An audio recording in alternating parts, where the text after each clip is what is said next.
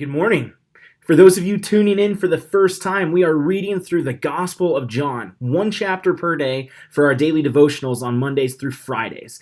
Our goal is simply to know God better through the reading of the Bible. And we chose to start with Jesus in the Gospel of John because Jesus is the perfect representation of who God is and what God is all about. After we read, we try to answer these three questions. 1, what does this passage say about God?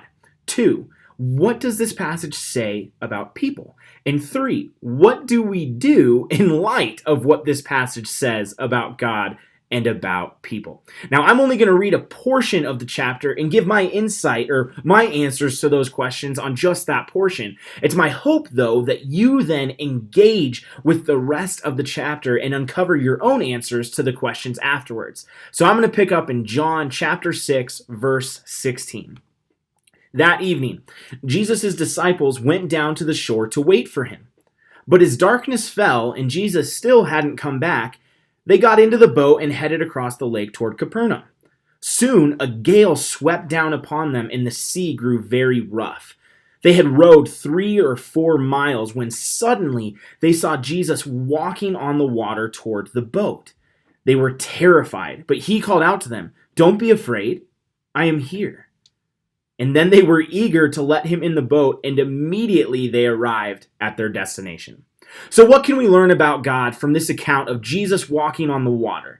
I think the primary characteristic of God that stands out to me is his presence. In the middle of what I assume felt like a borderline hurricane, God was present. Now, did that mean that this storm stopped? That it subsided? No. The storm was intense enough to cause a vast amount of fear among the disciples, yet Jesus was in the thick of that storm with them.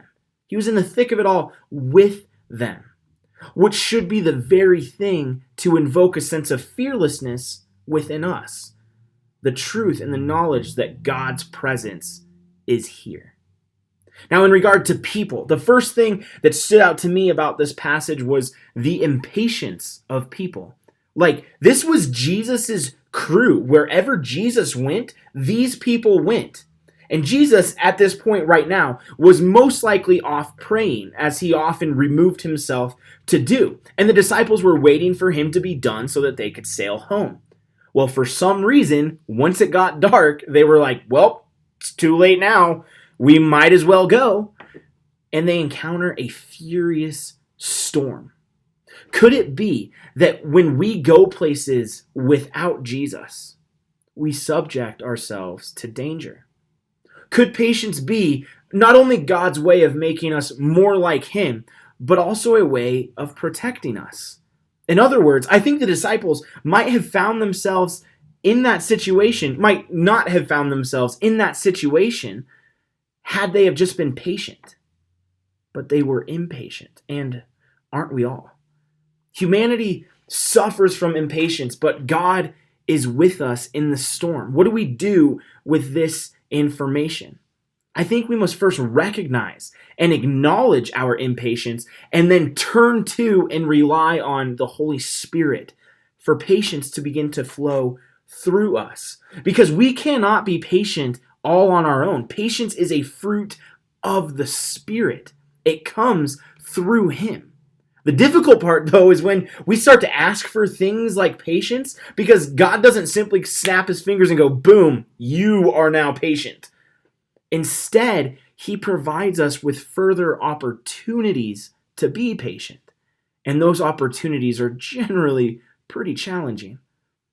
Patience just might be one of the best tools that the Holy Spirit gives us to pause and to look for and see God in whatever storm that we are going through. In a sense, fearlessness can be an effect of patience.